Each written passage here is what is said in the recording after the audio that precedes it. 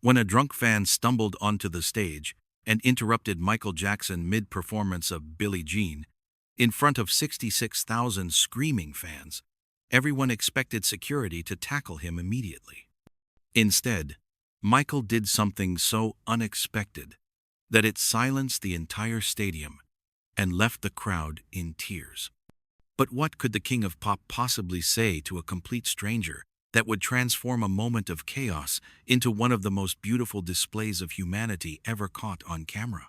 The summer heat of 1984 hung thick in the air as the massive crowd packed into Arrowhead Stadium in Kansas City, their collective energy creating an electric atmosphere that seemed to vibrate through the concrete and steel.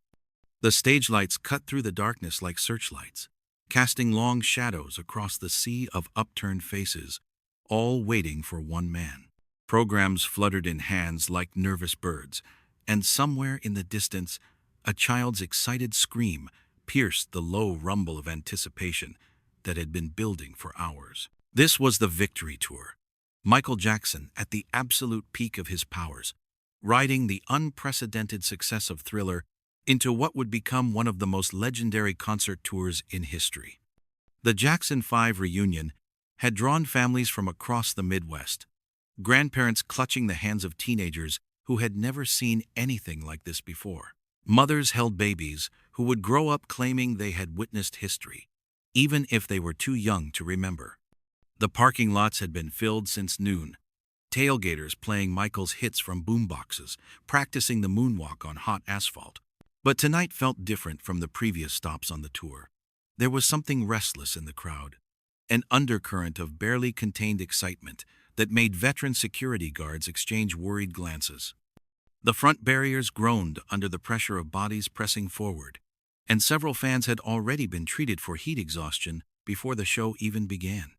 In the VIP section, corporate sponsors and local dignitaries mingled with contest winners, creating an unusual mix of buttoned-up business suits and screaming teenagers. The opening chords of Billie Jean suddenly exploded from the speakers, that unmistakable synthesizer riff that had become the soundtrack to a generation.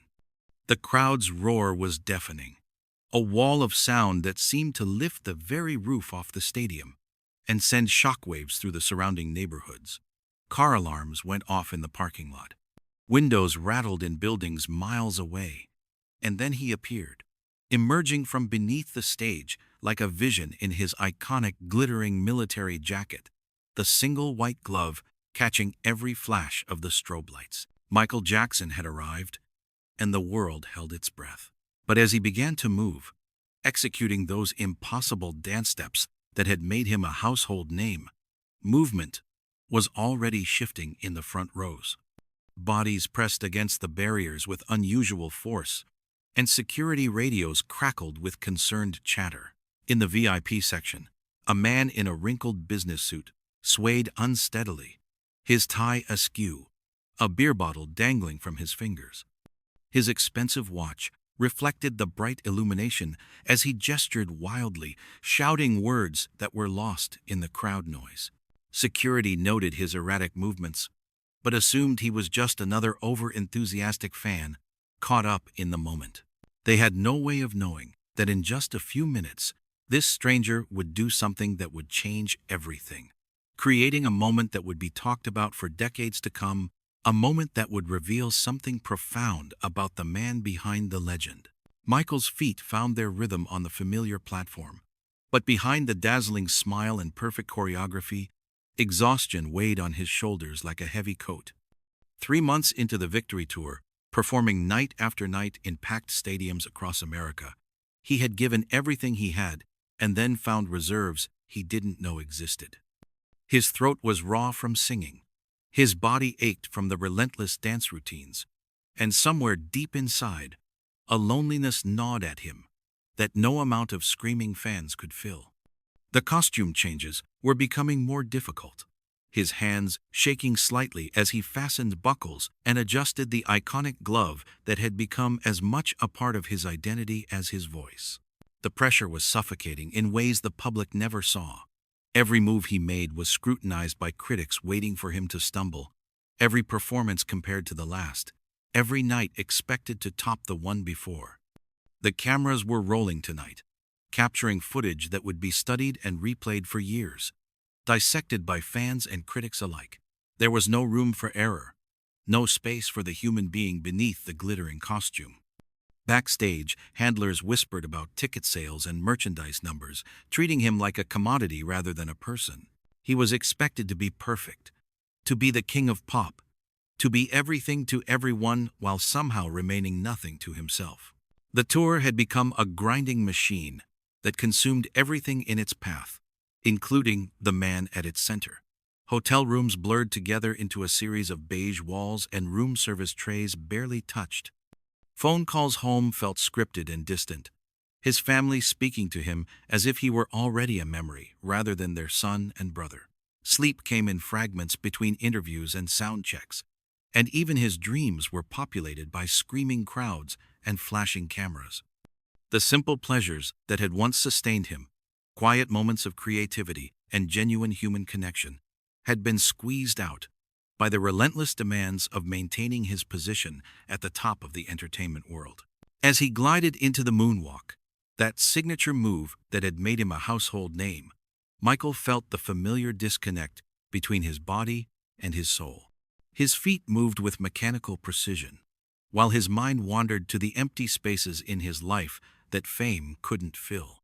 The crowd sang along to every word, their voices joining his in a chorus that should have felt like communion, but instead felt like an echo chamber bouncing off the walls of his isolation.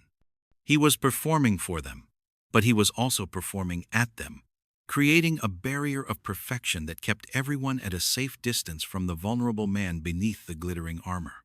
But music had always been his salvation, and as the bass line of Billie Jean pulsed through the speakers and into his bones, Michael began to lose himself in the rhythm. For these precious few minutes, he could forget about the cameras, the critics, the crushing weight of expectations that followed him everywhere. Here, in this moment, with the sea of humanity hanging on his every note, he was exactly where he belonged, doing what he was born to do. But even that sanctuary was about to be shattered. The familiar lyrics poured from Michael's lips as he spun into the song's most iconic moment, his voice carrying the haunting refrain of "Billie Jean is not my lover" across the stadium. The crowd swayed in perfect unison, countless souls moving as one, lost in the hypnotic rhythm that had captivated the world. Michael's feet glided across the platform in that otherworldly way that made him seem to defy gravity itself. Each step calculated and graceful, a dance that had been perfected through countless hours of rehearsal. Then everything changed in an instant. From the corner of his eye, Michael caught movement that didn't belong. A figure stumbled past the security barrier, lurching forward with the unsteady gait of someone who had spent too many hours with a bottle. The drunk businessman from the front row had somehow broken free from the crowd, his wrinkled suit jacket flapping behind him as he climbed onto the stage with surprising agility for someone so intoxicated. His face was flushed red, his eyes glassy with alcohol and something else, what appeared to be desperation. Michael's voice caught mid-note. His feet, which had been moving with such fluid precision just seconds before, suddenly felt rooted to the spot. The music continued to play, the band unaware of the drama unfolding center stage, but Michael Jackson, the king of pop, the master of every stage he had ever graced, stood frozen, not as the superstar, but as a 25-year-old man, confronted by a situation completely outside his control. The packed stadium collectively held its breath, watching this surreal scene unfold before them. Children stopped crying. Conversations died mid-sentence, and even the vendors in the concession stands seemed to pause what they were doing. The drunk man swayed dangerously close to Michael, reaching out with unsteady hands as if trying to touch what he wasn't sure was real. Security guards rushed from all directions, their heavy boots pounding across the wooden platform. Radio chatter crackled through their earpieces as backup was called. Hands moved toward weapons, and the well-rehearsed protocols for stage invasions kicked into high gear. But just as the first guard reached for the intruder, the extraordinary happened. Michael raised his hand. It was a simple gesture, barely noticeable from the back rows, but it carried the authority of someone who had commanded stages since he was 5 years old. The security team stopped in their tracks, confused by the signal, but trained to follow the performer's lead. The drunk man continued to sway, his mouth moving as if trying to speak but producing only slurred, incoherent sounds. The audience remained in stunned silence, wondering if they were witnessing a breakdown, a publicity stunt, or an entirely different scenario. In that moment, suspended between chaos and resolution, Michael Jackson faced a choice that would define not just this performance, but how he would be remembered by everyone who witnessed it. The cameras kept rolling, the audience held its breath, and somewhere in the space between the superstar and the stranger, a profoundly human moment was about to unfold. What happened next defied every expectation, every protocol, every carefully constructed barrier between performer and audience that the entertainment industry had built. Instead of backing away or letting security handle the situation, Michael took a step forward, then another. His sparkling glove gleamed under the spotlights as he approached the swaying stranger with a gentleness that seemed to emerge from some deep well of compassion that no amount of fame or exhaustion could drain. The drunk man looked up at him with bleary, confused eyes, as if seeing an angel or a ghost. Up close, Michael could see that this wasn't just intoxication, this was pain. The man's face was streaked with tears, his expensive suit wrinkled and stained, his wedding ring gleaming in the theatrical glow as his hands shook. This was somebody's husband, somebody's father, a man who had somehow found himself so lost that climbing onto a stage in front of this massive crowd seemed like a reasonable solution to whatever demons were chasing him. Michael reached out slowly, carefully, the way you might approach a frightened animal. His voice, when he finally spoke, was barely audible to the crowd, but clear enough for the cameras to catch. "Hey, it's okay," he said, his tone gentle and reassuring. "What's your name?" The simplicity of the question seemed to anchor the man, providing him stability in his alcohol-hazed confusion. The stranger mumbled something that sounded like, "David," and Michael nodded as if this was the most important introduction he had ever received. With infinite patience, Michael placed a steady hand on the man's elbow, not restraining him but supporting him, guiding him toward the edge of the stage where paramedics waited instead of police officers. "You're going to be all right," Michael said, his voice carrying that same warmth that had comforted millions through his music. "But you need some help right now, okay?" The man nodded like a child, allowing himself to be led away from the spotlight that had drawn him like a moth to flame. As the paramedics took over with professional kindness, Michael turned back to face the crowd. The hush that had settled over the stadium was different now, charged with an energy that went beyond entertainment.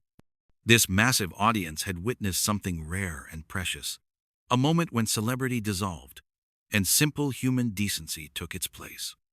When Michael picked up his microphone and the band prepared to continue, the applause that erupted was unlike anything heard at any concert before or since.